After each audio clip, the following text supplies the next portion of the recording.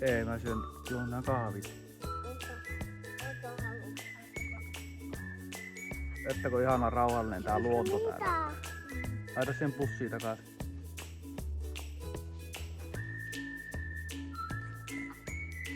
Iskalla tullut pikkusen isänän luon, että ei mä ota tulla kahville ollenkaan.